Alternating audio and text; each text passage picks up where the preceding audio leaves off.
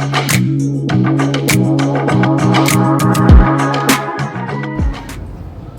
morning, everyone. Thank you for joining us today for this important decision on the topic that affects us all, on-road civilian rights. We have the coordinator of grade 1 and 2. Assalamualaikum. Let's begin by discussing the fundamental rights that every civilian should be aware of when they are on the road. I think, before getting the license for driving, whoever the authority is, they should give, especially the uneducated people, some sort of a lecture on how to read the signs and understand them, how to give an indicator or what, because these people who are uneducated and are on the roads, they are the ones who, create a lot of mess and cause accidents. Do you think it's possible that we can have every uneducated person educated in Lahore? For the traffic signs and signals, yes, why not? Because you see, they have to get a license. So, they should not be, given a license until and unless they are sort of being prepared or aware to be on the road, because everybody's lives are on stake. In your experience, what are some of the most pressing issues civilians face regarding their rights while driving? While driving, actually, I think the motorcyclists, they are a big hazard, because they think half of the road is theirs.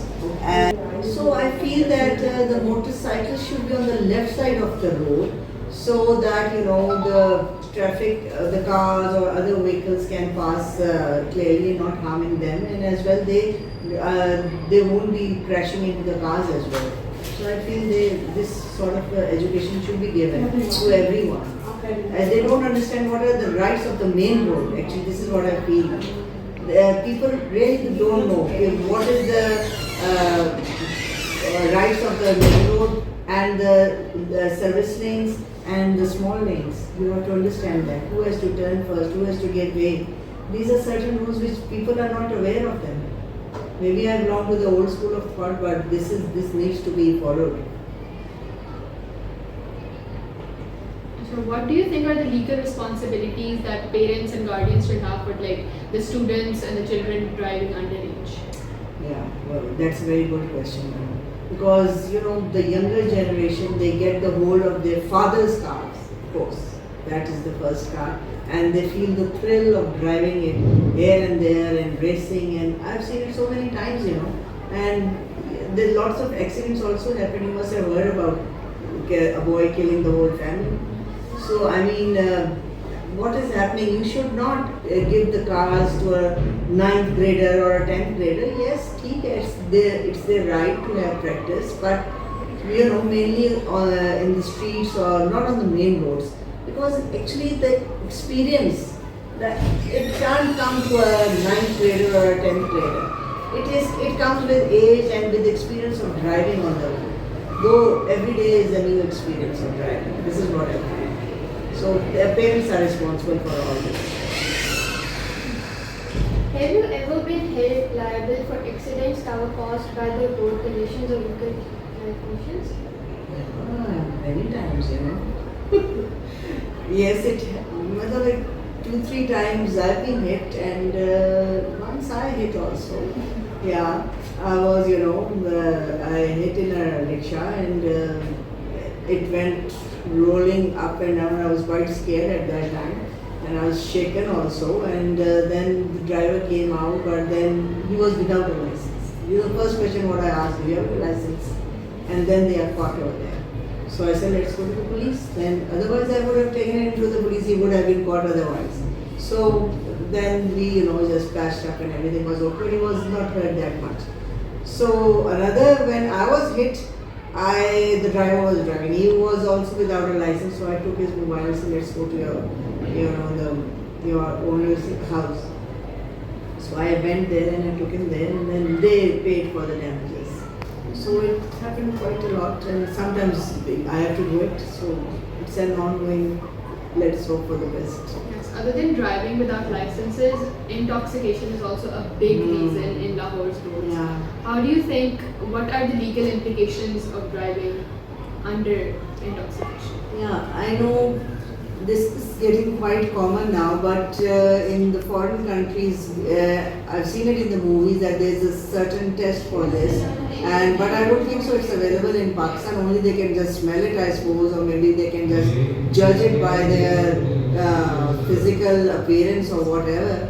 But they should be stopped, and the person who's, I mean, if he is taking drugs or something, he should be responsible enough. But then maybe he's not fit to realize something.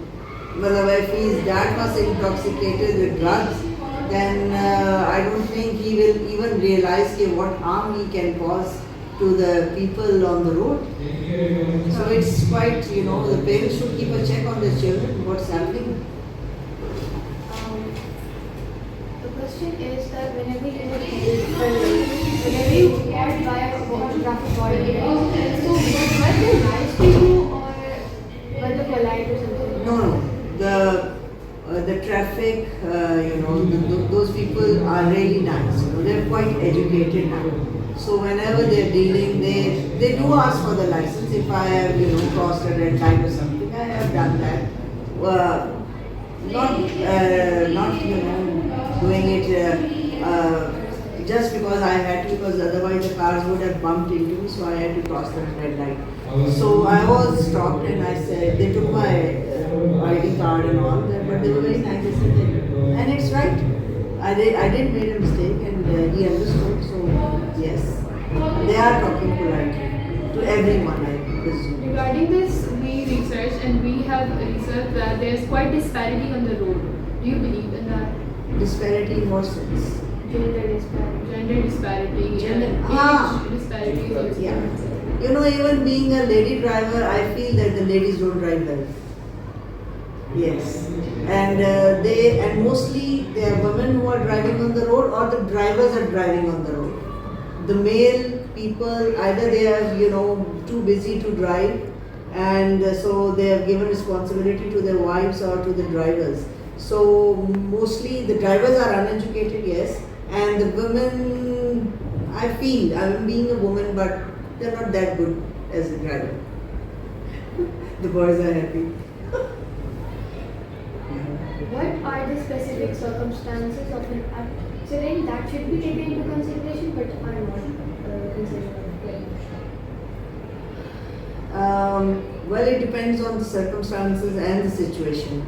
If both the parties they come together to negotiate, then the whole situation is under control. But if it's it's quite somebody is being killed or something, then of course the police has to interfere in that case. So that's a big case then. Regarding accidents, there was this case of Miss Natasha, who also was intoxicated. That is the alleged report. What do you have to say about that? Well,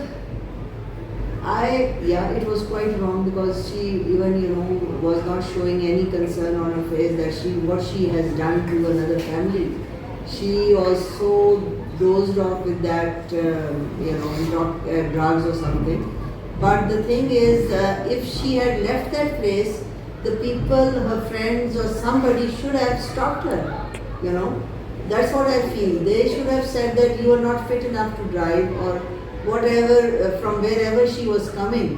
They should have stopped her, Or maybe even the driver, they must have realized that she's not fit to drive. This is what I feel. If it's your mistake, how will you handle a traffic accident? If it will be my mistake, I would, if even I have to pay for the damage, I would do that. Because if it's my mistake.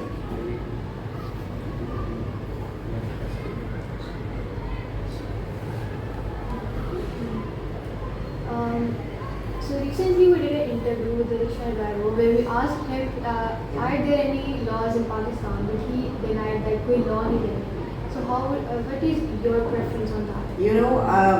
Once there was a traffic block, and the rickshaw was coming from totally wrong line and lane and direction. So I asked him, कि तुम क्या कर रहे हो भाई? He said, Pakistan में सब चलता है. So I just gave him a straight look. I said, oh my God, what can we teach them? You know, they just get, but then they have to earn money. When we look at from that point of view, yes, they have to earn money. They are stopping the whole, road and getting their people to sit on their vehicles so that they can earn money. But in a way, they are right. But then they are not following the rules. That causes more accidents. Asha, there was this case of a 17-year-old boy in the abroad that killed a mother and the child, and he was sentenced to so many years in prison. But here, when we realized the Natasha's case, it is allegedly said that she paid money. So do you think there is a huge disparity between the wealthy and the poor people? Definitely. Do you think you can pay your way out? Yeah, and we have seen that many times, not for the first time. So Yes. there are many cases, and we can pinpoint them. We can look around our whole country and we'll find so many cases like this. Lastly, what is your opinion on the Lahore's roads and the traffic laws? Like, if you could change something, what is one thing that you would change? The roads mostly are good, I won't say that, but of course the crowded places, they need to clear the, what do you say, what is that word, encroachments of all the people selling things on the roads. That really blocks the roads. If you go to Sadar or if you go to Gulbarg or somewhere places like this selling fruits and all that, so that they should have a certain place to do that, not on the roads.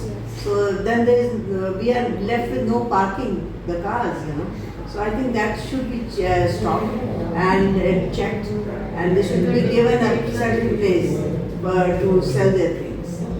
So this is what I feel. Otherwise the roads are not that bad, they are being repaired also, especially the main roads. So God has given a good road other than other cities. Okay, thank you. Thank you so much. It was great interviewing you. Thank you, children.